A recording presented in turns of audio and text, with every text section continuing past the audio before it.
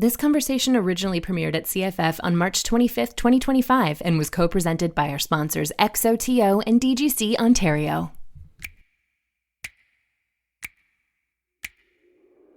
Location scouting isn't just about where to film. It's about unlocking the ultimate cinematic canvas and elevating your entire story. Join these industry insiders and location experts as they scout TO by diving into the art and finding the perfect spot, maximizing your budget without sacrificing quality, and navigating local regulations with ease. Cheers, Dason Johnson, Richard Hughes, Bobby Donches, and moderator Magali Simard. Welcome to the Fest.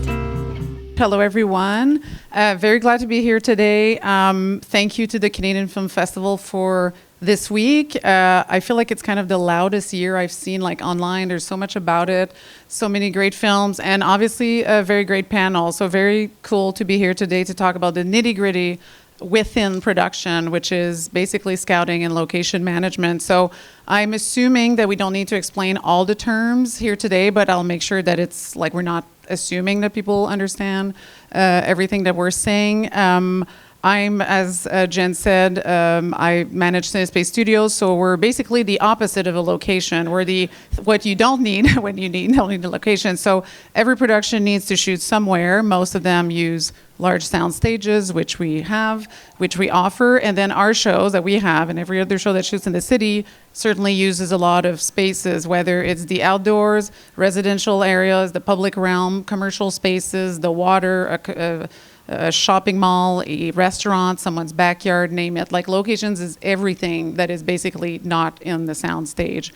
So we have the pros for that today. Dason and Richards are very established, popular location managers, both represented at the DGC Ontario, and have worked on some of the largest and most important shows we've had in Toronto for the past many years. Mostly recently, Dason on Reacher, one of the biggest series we've ever had in Ontario at large. I know it's pretty impressive. Jen V, Cross, and Richard. Same thing here, Long Kiss Goodnight, Max Payne, Owning Mahoney, Hemlock Grove. Like some of these shows really made the city what it is now in film and TV, The Boys, and one of my top 3 favorite films of last year, The Apprentice. Yes, so good. And Bobby Donches, my ex-colleague, literally used to call him my work husband, one of these type of friendships at the City of Toronto. So permitting exists everywhere throughout the city, and Bobby is the crux and the leader of all of that. So if you have beef to have with the city, there he is. So let's go through. There's truly so much to talk about all this, and I really want to turn it to you. First and foremost, in a nutshell, what is the best part of your job? Like, let's start with what rocks about your job. You go. I'll go. Let's see. Turned on. Hello? Yeah, it works. Best part about a job. I don't know. It's like meeting new people and finding secret new places is the best part. It's for me. It's what really drives me. Makes me wake up in the morning, and just finding secret things. We'll get to those secret parts. Don't worry. I think the best part for me is seeing the finished product, and you've got this gut feeling that this location is really, really good, and you're excited for the project, that they're going to go into this spot. It creates a whole scene. It helps with character development. It helps with all that stuff. And then there it is on the screen. And it changes the shape of the movie. So that's what the best part for me is. And I think for me, I'm more behind the scenes before you see it on the big screen. So I would say I don't seek conflict, but sometimes conflict is my daily. Just working through issues and seeing a pro filming versus anti-filming, and trying to find the meet in the middle, where both parties are satisfied and film is able to successfully film. I think that's probably the best part of my job.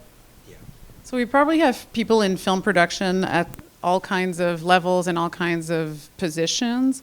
At what time is an LM brought on to a show, whether it's a big production, an indie production? And I really want to make sure we cover all types of shows. Like there's mega shows in Toronto, and there's fantastic indie projects, and there's short films, and there's music videos. So all of that counts in this conversation. So at what point on an average show that you would do, I would say on the classic show, are you brought on board by the team? Yeah, well, as you mentioned, there's lots of different types.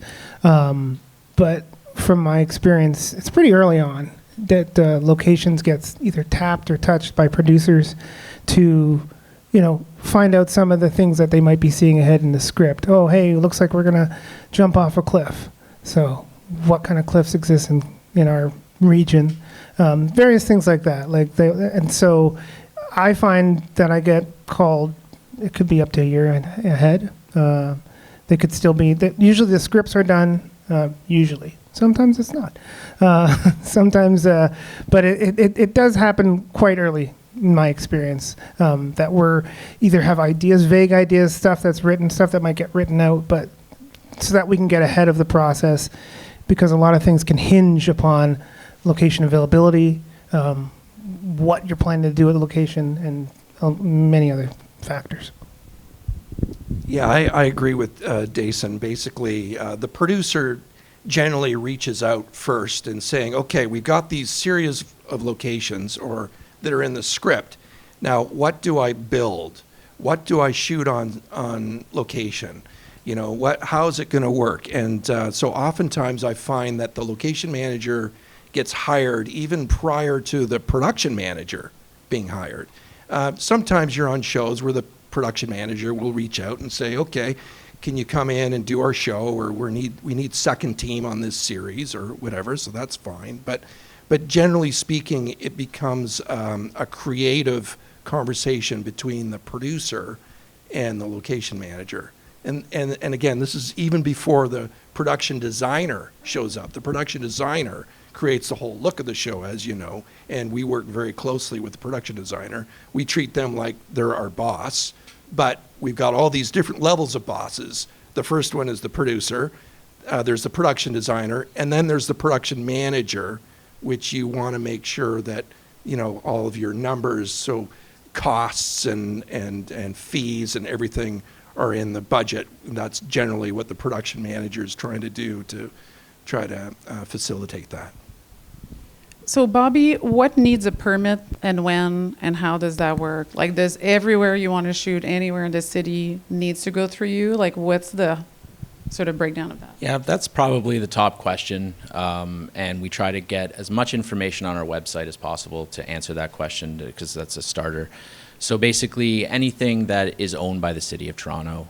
So we're looking at pools, parks, rinks, community centers, roads and sidewalks. If you're going to be filming there, or if there's any support for your film, such as like equipment or parking, you're required to have a permit. Where you're not required to have a permit is if you're filming exclusively on private property. So you're at a store or a mall or a residence where you're not parking on the street, you're not impeding the sidewalk, you're completely contained to private property, then you don't need a permit. And also that you're filming between 7 and 11. So anytime you need an exemption, you do need to come to the City of Toronto. If you're going to blow up a car, you need to come to the City of Toronto. You should tell someone. And we always, because there's, part of the reason is notification. So if you're going to blow up a car, we need to know about it, the police need to know about it, and the residents or the businesses in the area that are going to be impacted need to know about it. If you're filming exclusively on private property, that's not necessarily depending on what you're doing. Our favorite word in the office is case by case, because there's no two productions, no two examples that are That's exactly 3 words, the same. Bobby, just for the future. Our favorite sentence is case by case. Thank you. So because there's no two alike, so if there's no impact to the surrounding areas and you're on private property, then you don't require a permit. So what do you say to, there's a lot of indie filmmaking that I think a lot of filmmakers kind of think like, I'll do it on the fly. I'm not at a level where I might need sort of the decorum of a permit or to go through that. Like, I think it's important for people to know that, well, A, that's not good, and B, it's also not that hard to get a permit. Like, it's not such a hoop to go through, and it does not impede on your indie filmmaking just because you're going to go through that. Yeah, I mean, we have something called a grid permit, which is very helpful for that, where you can film on any sidewalk or road for about an hour. and then move on. So you're a smaller unit, you're not taking up any parking, or you're not impacting. You can film anywhere within the city of Toronto with that type of permit. So it's very flexible. You can get that within a day. There's no notification required because you're going to be in multiple areas multiple times. And there's nothing specific. So there are types of permits that you can get where you can film that way, but generally, our timelines in Toronto are the shortest in North America. It's 48 hours. So a lot of revisions, a lot of changes happen in the process, and in our jurisdiction here, you're able to acquire a permit quite quickly, and that'll meet your needs. So we have different types of permits listed online, and they're all for smaller, for larger, for any type of production. But if I can just say, insurance also needs to be the first thing in place, right? You've got to have insurance in place for the City of Toronto. Absolutely, yes. Insurance across the board for all types of permits and in events, and it works like that for anything you acquire in the city, but insurance is the first document that we would like to receive, absolutely. So essentially, like filmmakers, there is no way you do not encounter the film permitting office, like within even probably your first year of making stuff out there in the world. So that's a relationship that should be built properly and then carries on. But for you guys, there's all the other relationships. So when you don't need a city's film permit and you are, say, wanting to shoot in a restaurant or a mall or a school or whatever, you're kind of the fixer, you're the finder of it, and then you're the person who really makes this happen and negotiates how much you're going to pay someone's house and someone's diner to shoot there. So how do you get good at that? How do you start that? Do you do like cold calls all the time to all these places anywhere in Ontario to do this? Yeah, exactly that. Getting good at it. I came up through the bottom, as you might say, or maybe Drake might say. In that process, you're very front-facing. Like as I worked as a location support personnel and location PA, which meant like if we're filming in a neighborhood and someone's mowing their lawn, it's like, Dason, go fix that. And I'm the go fix that guy. So I got a lot of face time, which was a good experience for me as I came up the ladder to the way to forge relationships is literally just to get out there and call people and meet people and have discussions, and that relationship you put forward your energy.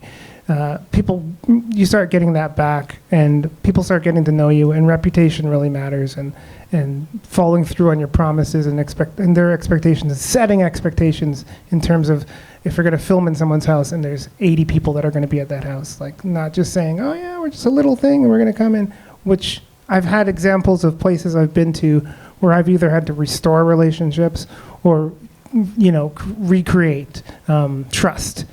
Because our industry, I joined this industry in 2008 on the Hulk, and there's just a lot of history, a lot of stories, a lot of people that did it a different way, maybe in the 80s, maybe in the 90s. Richard can talk to that.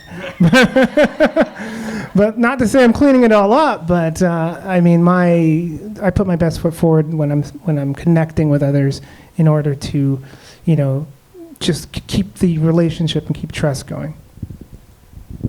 Yeah, I think that's what it is. It's all about being the location manager or location team in general. You're the front person for the production. So, you've got to gain that trust. And that's what we work on so hard to make sure that everybody's happy. And like there was one instance where I worked on The Boys, and we were scouting this very expensive mansion. And in the script, it was like this crazy character that's having an orgasm. Like it's like there's all sorts of sex stuff going on inside the house, and then the house explodes, and there's like spinning cars on the lawn and everything. Anyway, so I'm talking to the guy, and he goes, well, I don't mind you coming in here, but as long as you're not going to screw up my lawn or anything like that, I don't want that happening. I said, well, sir, actually, we are going to screw up your lawn. We've got a guy doing donuts in your front lawn, but I will tell you that we've got the money to take care of it. We're going to take care of you. We're going to put you up in a hotel. We're going to take care of your house. It'll be in the contract. Everything will be back as we said, as it was. And that's what had happened, right? But that's a good example of some of the stuff that we have to do. Sometimes the script, asks for some crazy stuff, and you have to somehow come up with a way to pull it off. And I find the best way to do that is just be upfront with everybody. There's no point in trying to hide something. There's no point in trying to cover the storyline. I've been in so many situations where the storyline, suddenly it's like, oh my God, we don't want to be a part of this trashy Trump movie. That was from a bank tower that was, here in Toronto. So it's like, okay, nothing I can do about that. But what I can do when I'm on a bigger budget show is I can take care of the money and make sure people are happy and all that kind of stuff. So that's the key point, is to, we're not out there to burn locations. Unfortunately, the 80s and 90s were notorious for that, and we are still suffering today. So that's why there's all these permits in place. That's why we go through all these protocols, and we try to come off as professional as possible. We'll talk about like specific locations, because I think a lot of us would be very curious to see like what's the best ones, which ones might be burnt at this point, which ones do you never want to see ever on screen again, it's too used. But before that, like Bobby, like you guys deal with the fallout when something is too intense and the guy didn't know about the donuts and the creature sex or whatever, residents or residential streets are used too often. Like you guys have to manage that so that everybody can keep doing their work. Like that's a big piece, I think, of what your city's film commission does, is to keep the complaints at bay and reiterate the importance of all of this. Like how do you go at that? It must be every week. Yeah, we do receive quite a few complaints, but the way I explain it is, like, if you have your internet service with Rogers, you don't call them and say, internet's working great, thanks a lot. So we don't receive the compliments, we just receive the complaints. So we understand that. We understand the impacts that come with film. I would say that 95% is just forwarding their complaint and talking with them and showing them the website about, film is allowed to do this. Here's the bylaw. Here's the guideline. Here's how it's supposed to be done. And just talking through it. A lot of people just want to vent about they lost their parking spot, or there's, filming went till 2 a.m. I mean, that's a big one for us is the late night, and I understand that completely.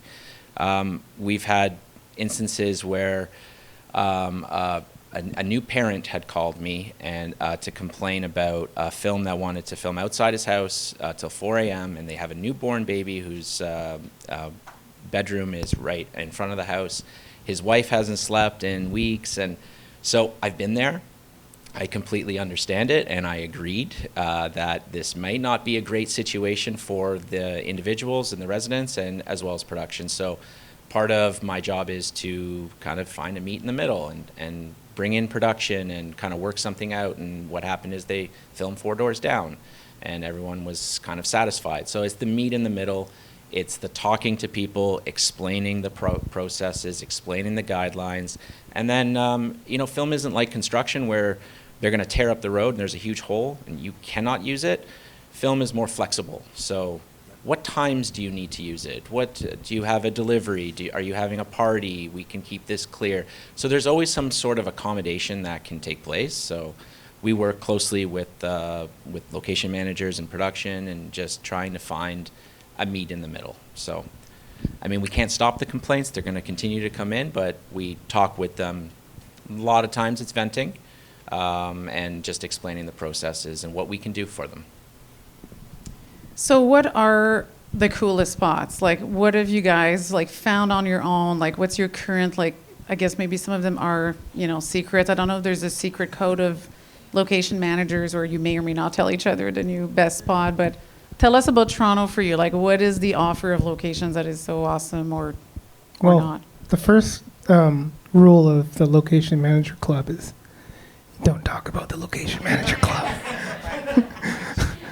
But no, kidding aside, there are a lot of cool spots. I mean, it's cool to I'm a location scout nerd, so I nerd out about rooftops and, basements, things that, my wife's like, oh God. It's like, yeah, I was in this basement of this like 18th century like warehouse, and it was all, and she's like, who cares? But, that's what I find cool. I'm trying to think. I was in a distillery district place just recently I was scouting. They're going to maybe tear it down, but it was like 7 stories and empty in the middle, and it was a complete death trap, and there was wood with water on it that must have been pouring on it for like 100 years, and I was stepping on it, and I said, I'm going to die today. And I've said that a few times on my scouts. There's been places I've been where I'm like, I'm going to die today, and I don't want to anymore because I have kids now, but that thrill factor, I don't know, I'm addicted to that feeling of like, no one's supposed to be here. This is the first time someone's been here in a while. I'm going to probably bring a whole film crew here, which also requires a lot more thinking about things. But yeah, that. Good you didn't die. Your wife got to hear another great story that day. She's like, oh. She didn't want to hear it that day. Yeah, the city of Toronto really does have some amazing spots. And I think after you have been doing it for so many years, the hidden gems are sort of very far and few between. So if you're thinking that you're going to find some hidden gem, likely it's been shot before. I hate to say it, but that's a reality. But that doesn't mean that you can't be excited about it.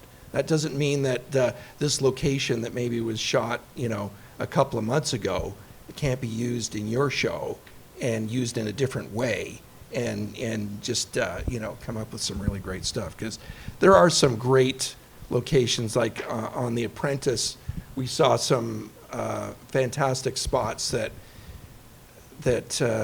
like 522 University, that's an office tower basically, but it's got these old offices in there that are from the 80s, and it hasn't been touched, and suddenly everybody, rightfully so, wants to go there, and that's totally great. But that is something that we used for like Trump's office, and we used it for a couple of other boardroom meetings and stuff like that.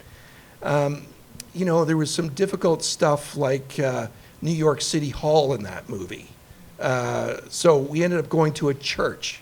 We went to the Metropolitan United Church on Simpson Avenue, and we created their main hall as the city hall where they were having the hearing. That was the hearing. So it's like just being creative enough to open enough that, hey, this might work as this. One of the craziest things I think I did was, I was thinking about it, American Gods. The episode was the gods were going to go see their dead colleague at a motel. And it was Central America. And we're like, oh my God, what are we going to do? So anyway, what did we do? We went to Mary Retreat up in Vaughan. We created the exterior of that as the motel. And then we created the interior as this United Church. It had a circular reception area. And we put the body in there, took away the crosses and all that kind of stuff, and suddenly that was the motel reception. So it's just a matter of, again, being open enough to try to create something that maybe you wouldn't think fits in the box, and then suddenly it works. I would say, because I used to work on Toronto Island, and Toronto Island is a hidden gem for the city of Toronto. So I often remember, just regular picnic sites would be an amazing backdrop for film. And I think just a lot of people just haven't been to Toronto Island, and I don't know how deeply you would scout it, but I did see it in a show recently, and I remember watching it. I mean, it's only 20 seconds long, these scenes, but I remember that's Toronto Island. That's awesome that they found that. But there's a ton on Toronto Island that's a little hidden gem. There's all these spots, like I'm a reader of Blog T.O. I'm very high end myself, thank you. I don't know for you. And there's often these lists, like in the Toronto Star, like a lot of websites, like Nar City, that it's always like the most used spots in Toronto, and it's always like the Lakeview, Casa Loma, the George Street Diner. Like there's a few kind of like classic examples, and I wonder if for you guys it's kind of like, oh yeah, of course they're very cinematic, but like there's no way we're gonna use them anymore. Like it's way too much. Are there places that to you are burnt, not necessarily because like the residents turned on them, but you guys would think like that's at this point not transformable the way you were saying, like you can make it different? Yeah, I think Casa Loma has got some real logistical issues right now with the new ownership. It's very expensive. They don't like to close. So but you know, having said that, the tunnels are amazing. Like there's some things that you're just not going to find anywhere else. What do you think? Yeah, I mean, to your point, though, that things have been, I wouldn't say overshot, but very, very well used, very well subscribed to. I think it speaks to the some of the universality of some of our locations and just the appeal. And sometimes as a scout presenting, or as a manager presenting pictures to a director who says not from Toronto, you're just like, oh, this one again. But they love it. And they see from the bones, because to Richard's point, the creativity you have to bring to a location, that's the other part that's amazing, where I remember, especially when I was coming up, seeing, it's basically how I learned how to do this job, but seeing a room in, let's say, there's one that we used, I think it was on Flashpoint, it was just a regular hall in a apartment building, and it had some columns, and the designer used it to make it a bank.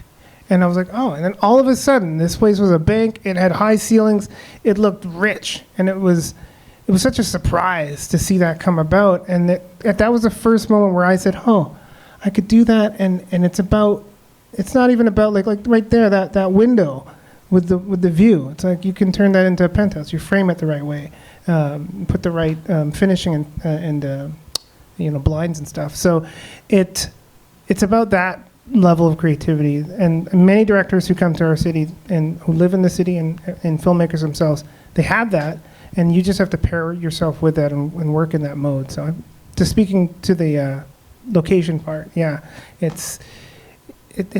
just work in some ways, in a lot of ways.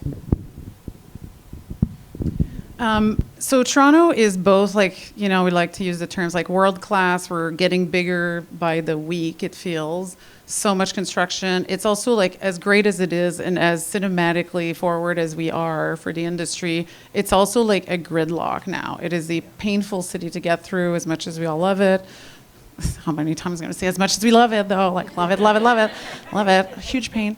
But it is, there's huge pain points to just going around the city as a normal citizen, and then you get massive film units that want to go in neighborhoods, but also like downtown, which downtown has always been one of the biggest selling points for getting shows to come here. Is the classic, like, Toronto can be any city in North America if you shoot it a certain way. So if you tout that's like on your big pamphlet of why you should come here, and then it's a huge pain to get to that exact look, how do you all in your respective jobs like maneuver the very tense downtown core that we now have?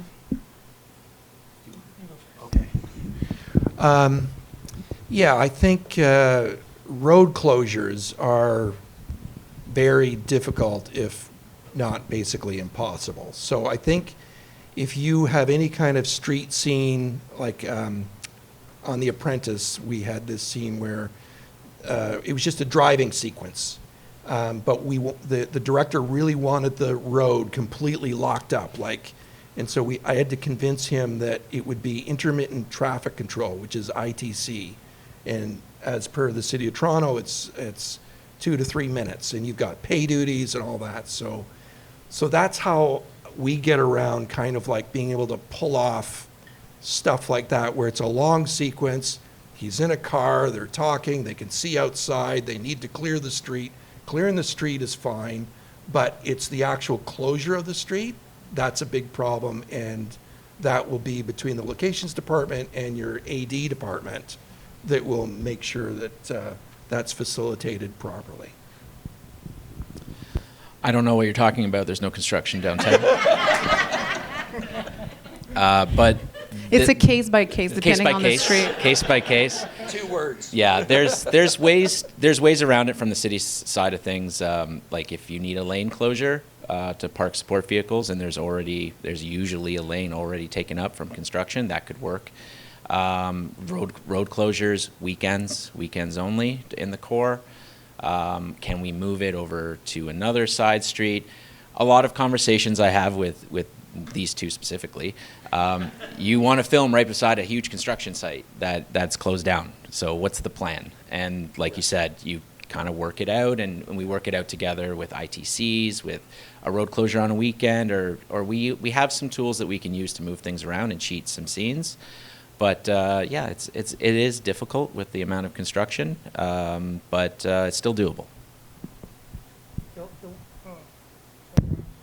The one thing I'll say to just your point about selling our city and then having, it maybe being a little less than what we were expecting. I find there are, because there's less parking lots in the city, there's less, everything's disappearing that the film industry used to rely upon. And I maybe Bobby, you can speak to this, but I know that there's some initiatives in place to, say, for example, allow us to plug into city power. Doing things, I find that, especially as I've seen in the industry, we're getting a little more mature in terms of like it's less of a surprise to certain neighborhoods to be like, oh, what's this filming, and then like Tasmanian devil, you just spin, and then you're gone, and everything's a mess. Having more infrastructure in place for our industry, as ad hoc as it is, as all over the place, I think that's the way where we're going to be able to just smooth the surface of our interactions with everybody, because then it's in certain neighborhoods there's policies and people in place that are they just know what's going on, and whenever you're filming in places like that, there's this like, oh, okay, this is not weird and abnormal and unusual and everything. You can't figure out what's going to happen, because there's so many commonalities to what we do, so many things that are just rote, and to that point, I feel like further investment into being able to be on the receiving end of that is only going to help that gridlock. Yeah, because what we're all selling includes the look of the city, and it's such a city of neighborhoods, and it's so different. If you go Queen Eat, like I live in Leslieville, and it's very popular for filming that type of look, and same with Queen West, and Hyde Park is very different.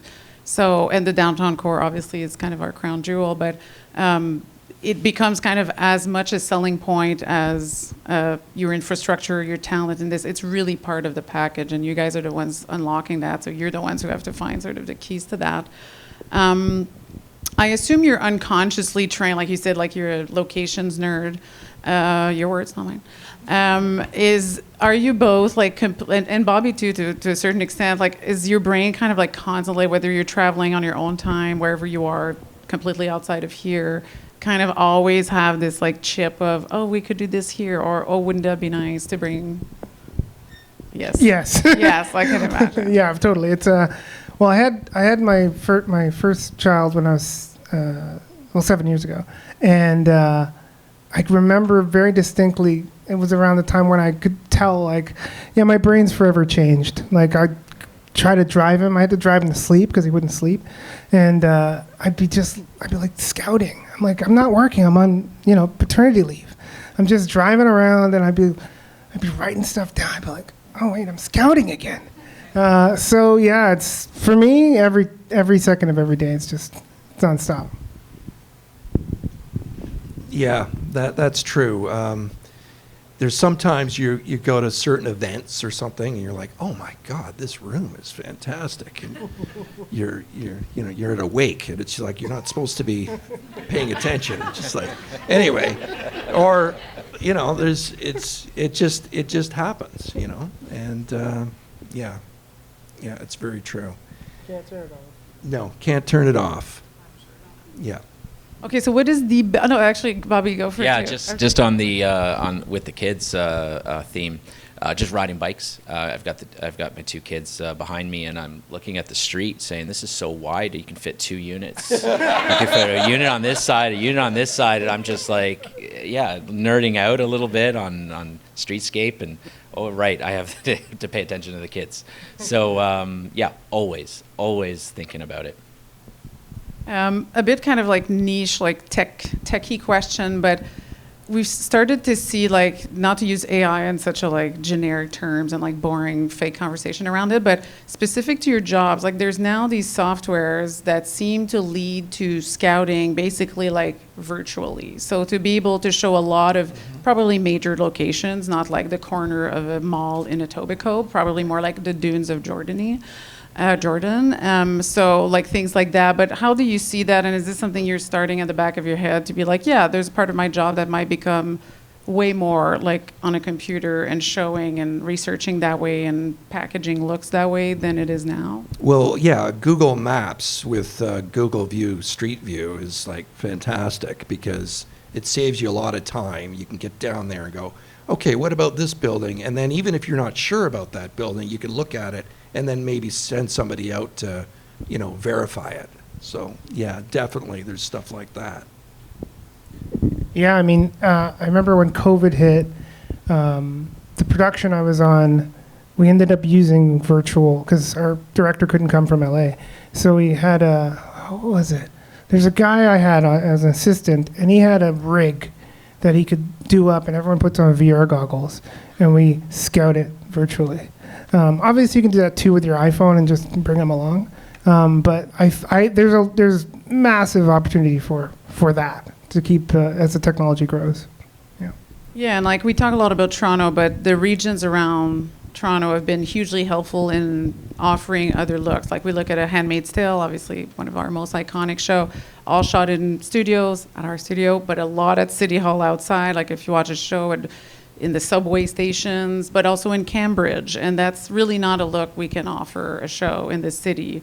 So I'm assuming for you guys it's a huge benefit that in a radius of 2 hours, there's all these other cities that have kind of really embraced film to come their way. Yeah, definitely. It's been great, especially to have the jurisdictions be able to take the lead almost of the city of Toronto in terms of permitting and understanding the economic development boost filming can have. But that's also one of the things where we can kind of do Cambridge. There are parts of Toronto that are right on the environs that are still, viable, and it's fun to flip them when it's like, we can make like, what is the one, Mimico? We use Mimico a lot to get a small town look sometimes. Give it up for Mimico. Woo! How about you? Yeah. Sorry, what? No, just like the nature of the work kind of changes the more you can do online. And that's not just you driving around looking at stuff necessarily. Oh, yeah, for sure. I was mentioning Google Maps and City View, but it's so true about the different jurisdictions and that, when people come here, it's not just the city of Toronto. There's like our GTA has so much to offer and with different looks and all that stuff. So I think that's really important for sure to be able to offer that.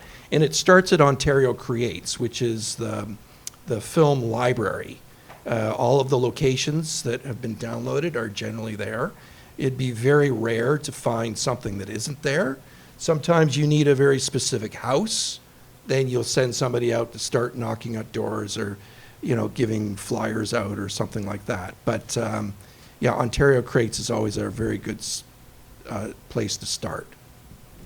What's I don't know if that's too precise and if you can come up with this like this, but what's the favorite location that you feel like you're the guy who brought film to that? Like it's your spot, and you still tell people it's my spot.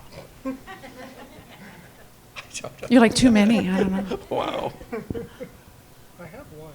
Oh, do you? Okay, there you go. I have one, and I was thinking about it the other day because I'm not a boastful guy, to my detriment. Let's do it. To my detriment. But there was a wastewater plant that I know I brought online because it took a lot of meetings, and it was with the region. It was a regional plant, which I believe most are, and yeah, we just they'd never had film within them. They'd never encountered it, and it was cool to onboard it. Like, it was essentially like bringing a new place into filming. And I know they've had filming again in the since us, and people have come to me and be like, "Hey, you opened this one up. What's it? What do we do?" And now they're just like regular. It's like they forgot all about me.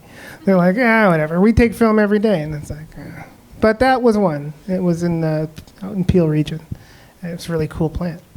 Richard, then, if not that, like, what's your coolest location, like, favorite project you worked on because of that location? Well, speaking of Canadian TV, I was thinking about like some of my proudest moments, and believe it or not, Twitch City was a tiny little Canadian off the beaten path show, and I had pitched this gas station because the idea was the main character was stuck in his apartment. He never wanted to go out, and at the very last episode he walks out, and the whole thing took place in Kensington Market. So we shot in Kensington Market. It was just incredible. So, you can't really, I don't know how easy that is now. But anyway, all I'm trying to say is occasionally you get these proud moments where it's like that gas station right by the highway where the character walks out to see his girlfriend. It's a big epiphany. He didn't come out of his house. He's just like, now he's like in the middle of nowhere. And it just, it set the story up well. And it was just something that, you're kind of proud of, right? You just sit there and go, yeah, that worked well. It was a good gag or whatever, part of the story. I have a couple more before I turn to you all if you have questions for the panelists. But who is being an LM for? Like, if anyone's like maybe considering doing this. What a question. Yeah, that is, the LM job is you're not just working for the production. You are working for the City of Toronto, you're working for the public, and you're working for the location that your show is filming at. And the last thing you want is if you get the sense that your show is maybe a little risky or whatever, or there's some crew members that might do some bad things or whatever, you've got to do whatever it takes to protect the location and to make sure that everybody leaves on good terms. And so that's the biggest thing about being a location manager. So it's not really just a film job. It's, trying to negotiate all of this different stuff. Yeah, and just to add to that, you're also working, I'm not a location manager, but you're also working for yourself and your name because it's your location. Yeah. And your name's on the notification letter, your name is with our office, so if there's a problem and we reach out to you. It's your location. So you will be working on this show for another 3 more months, and then you will work on another show. So you're not just working for production houses, you're working for yourself as well. Yeah, you're working for your reputation. Yeah, reputation is key. And I was taught this, it might have been by you, Richard, but that idea that, not to disparage anyone coming to our fair city to film, but some people are just visitors. I mean, film itself is a visitor to neighborhoods, but sometimes the filmmaker's vested interests might not be in the best interest of our city or the neighborhood or of the street, whatever it could be. But that negotiation is, if you're asking who the location management job is for, middle children, people that are used to negotiating between multiple stakeholders at all points in times and trying to serve everybody as best as they possibly could. Yeah, it's definitely. I mean, anybody can do it though. Anybody can learn it, but I find the people that are most even-keeled and maybe the most excel at it the most, yeah, they've got something where they can, empathy and emotional intelligence and intuition, right? That little triangle. Very well said. We'll turn to the audience if there's questions. Yes, at the back. Yep. My question is, how do you work with like organizations like MTHA or all the different, like, I guess they're like sub or municipal organizations that control certain properties, and why is it so challenging? You said MTHA? Yeah. What's that one? Like Metro Toronto Housing Authority or Yeah, they that's, cover these very niche areas because they have these areas have very specific looks that are not from our time. They're not very modern anymore. If you're doing something very urban, but there's a lot. It seems like a lot of politics there is. on why who can what and what if they want to read the entire script. It's a lot. Why? Yeah, well, I was thinking about this because in that it's the same lane as having developed, like becoming a more mature industry. With that comes a lot of organizational, I wouldn't call it bloat, but broadness, and certain organizations just have a pathway. They have a channel that you've got to ride through. It can make it faster sometimes, but it also reinforces the edges where you can't come in at a different angle anymore. You can't. Like, for example, the place that I opened up, the wastewater treatment facility, that was, a creative improvisational thing where they had no policies on filming. No one was in charge. It's like, who even is going to manage this? But when it comes to more mature organizations like Metro Toronto, even Infrastructure Ontario, you got to go through the channels. Like, you're not gonna flip the script and get in any other way than the way they prescribed. That's the doorway. At least that's my take. So having like the locations that I don't think obviously having like the locations manager probably would help to kind of facilitate that relationship. Very much so. I tried to shoot in the area, and everything was fine. They read the script, everything was cool, and then like within a few days prior to our shoot, they're like, "Hey, we changed our mind. The image of what you're shooting, we don't want that represented in the neighborhood." I'm just like, Right. Yeah, that is the big selling point in some of our jobs is having the history with some of these these organizations, some relationship, trust, reputation, all those things go into play and just some foresight to getting ahead of situations like that because of that history, that understanding of, hey, these guys are a little sensitive about this thing. Maybe we're going to approach it in this manner. So, I'm sure you can talk to that. Yeah, I think that's getting back to, script and content, and sometimes that's very difficult to get turned around. I worked on this, John Wayne Gacy show, and we wanted to shoot on a government bridge, and literally the government turned us down because they were worried that it was associated with John Wayne Gacy. Even though we were showing the bridge is somewhere in the States and all that stuff, it didn't matter. And so I think, it does get very tricky and a fine line in how you explain, how you're portraying the location. The location is often very sensitive about how they are worried about how they're going to be seen. And most of the time, I can say, oh, don't worry, this is going to take place somewhere else. It's fine, or it's fictitious, or we're going to cover up this sign, or nobody's going to recognize it. There's things like that you're trained and is the truth. And so, but having a location manager that's got some kind of experience that can help facilitate that will be able to, help you for sure. Because I know, housing complex, they're sensitive. They don't want to be shown as, drug dealers or whatever it is that you're doing there, right? So, anyway. Mimico Man.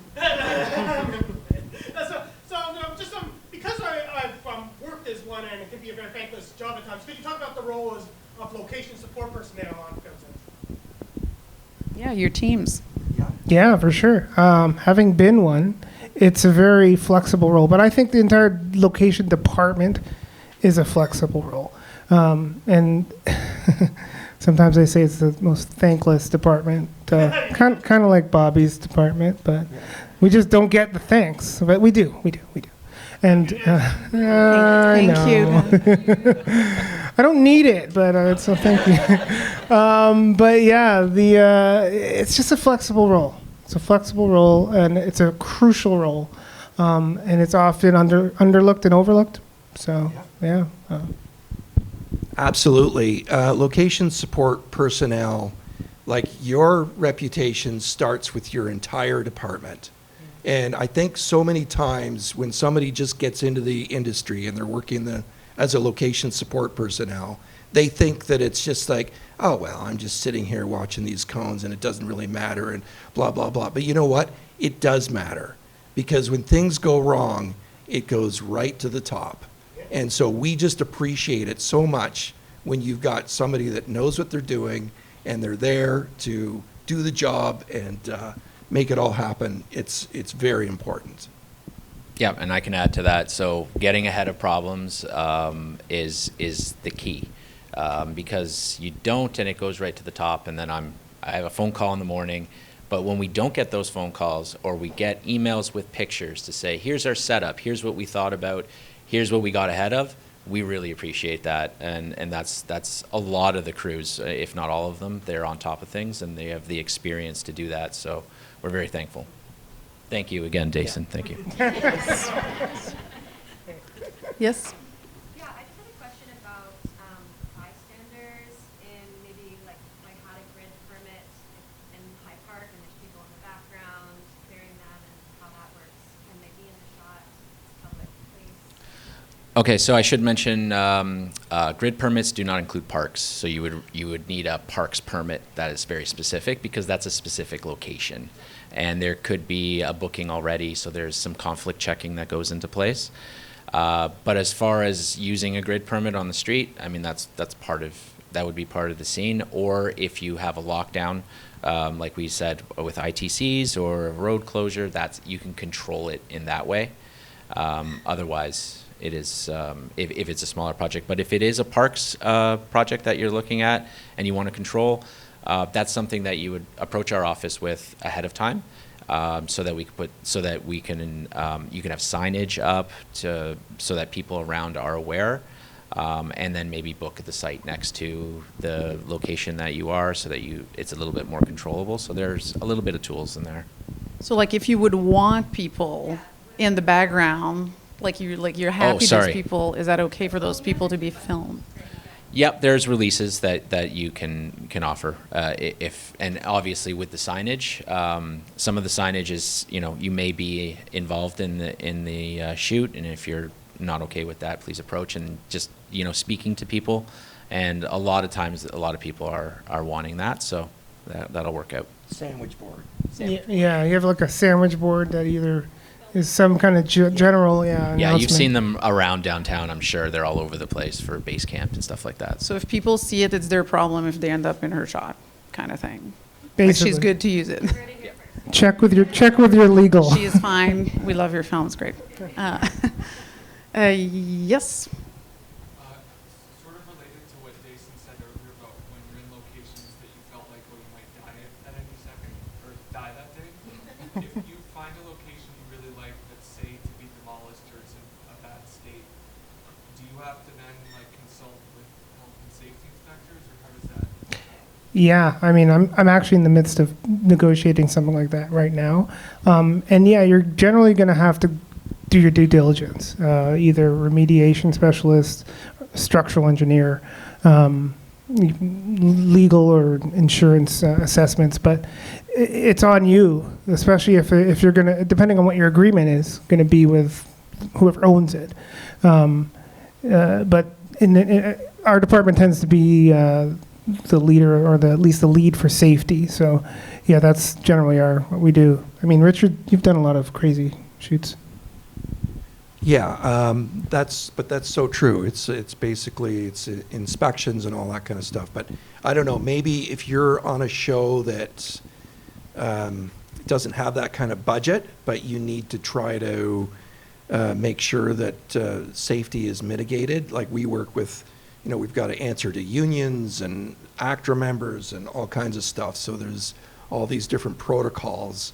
I don't know how it would be for independent, but I would just urge you to, if you're in an unsafe area, I think it's very important to address that with the crew and with everybody involved. Usually the first AD will kind of address have a safety meeting at the beginning of each shoot day, and so we will download what's been said and what's needed, and the first AD will be able to execute that. Before we wrap, I know there was a few more questions. You may be able to corner these busy guys after. I don't know. It's up to you guys. Couple things from me. Is there a location you've yet to be able to get into that we can wish upon you? Is there like those unattainable spots? All attainable. Queen's Park Circle. Yes, Queen's Park Circle. I've heard many times it's pain. Call Deggy. Let's do it. Dason. Inside Queen's Park. It's Inside Not just owned by forget the it. city of Toronto.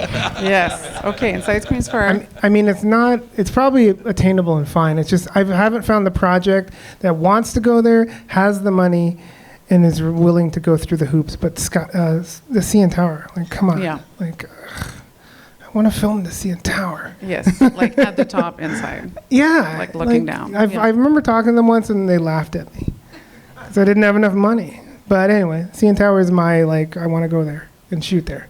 Find will. something that shoots there. We will. Yeah, a filmmaker from Toronto that wants to shoot Toronto for Toronto. Yeah, come on. There Yeah, you I go. agree. Whenever you can do that. Well, there's films all week, and I guess we invite you to pay attention to where those scenes occur. I think it really is kind of fun to start thinking about that more and more as you watch stuff. Thank you so much, Bobby, Richard, and Dason for today, and let's keep the conversations going. Thanks, Magali, Richard, Bobby, and Dason for telling us how the perfect spot can turn into the perfect story. Big thanks to our sponsors at SCOUT T.O and DGC Ontario. This conversation was produced by Jen Pogue, Ashley Rains, and Bern Euler for Canadian Film Fest. Music by Brett Higgins. This episode of Cheers and Chats podcast is co-produced, edited, and sound mixed by Avery Hughes. For more info on the fun happening now at CFF, find us at canfilmfest.ca.